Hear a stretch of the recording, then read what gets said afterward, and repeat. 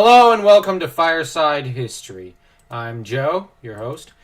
In the aftermath of Mu'tali's death, his son Mershali III assumed the throne.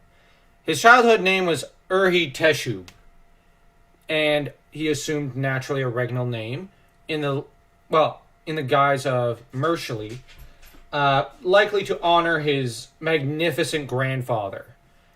And immediately there were problems. Now, his uncle Hatusili III exerted a considerable amount of political power and influence. During the reign of Mu'tali, he had been enfiofed with the post of High Priest of Narek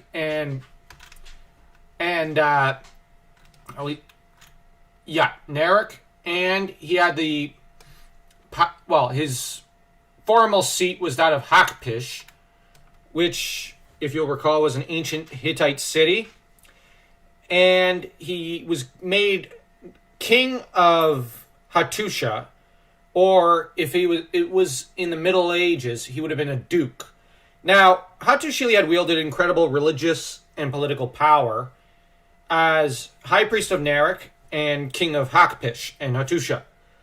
Now, he was in charge of the Great North and was essentially a buffer between Tarhun Tasha and the new central area of command of the Great King and the Kashkin people. Now, the problem was that Mershali and Hatusili had two very different ideas of how to do things.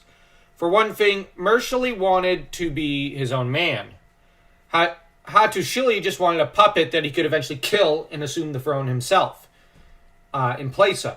So you immediately have this kind of Scar and Simba, or Hamlet and Claudius relationship between uncle and nephew. And it wasn't helped by the fact that, under the mismanagement of both men, there was a series of rebellions, and they were quashed eventually. And Mershali was convinced to move the capital back to Hattusha, and that these rebellions were because he wasn't in Hattusha. Now, from there, Hatusili would try to turn him into a puppet king. This didn't work out. Mershali instead diminished the territory and power of his uncle, and pretty much left him with only Hakpish and Narek in response.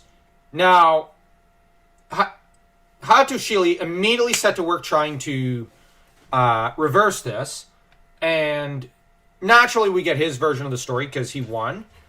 Well, his records are the ones that are really surviving. Perhaps if we one day find Tarhun Tasha, we'll find a different set of records. And I pray that day happens in my lifetime. And I'm not going to read to you all the excuses Hatusili makes, but I'll just read his main apology. For 7 years I submitted, but at a divine command and with human urging, Teshub, Mershali III, sought to destroy me. He took Hapish and Narek from me. Now I submitted to him no longer. I made war upon him, but I committed no crime in doing so. By rising up against him with chariots or in the palace, in civilized manner, I communicated thus with him. You have begun hostilities with me. Now you are great king, but I am king of only one fortress, technically about 2. That is all you have left me. Come, Ishtar of Shamhuha and the storm god of Narek shall decide the case for us. Since I wrote to Teshub, Mershali III, in this manner, if anyone now says, why after previously making him king do you now write to him about war? My reply would be, if he had not begun fighting with me, would Ishtar and the storm god have now subjected him to a small king? Because he began fighting with me. The gods have subjected him to me by their judgment. Now, it's obvious that he was politicizing against his nephew. What is also obvious is that he didn't have the unified support of the Hittite world, because a lot of people looked at what he had done, usurping the throne, as, wrong. And Mershali III, obviously, with good reason, suspected him of treason and of conspiring to seize the throne. What is more is that it's apparent from here that Hatusili started the conflict, because he's so desperate to cast the blame on the other person.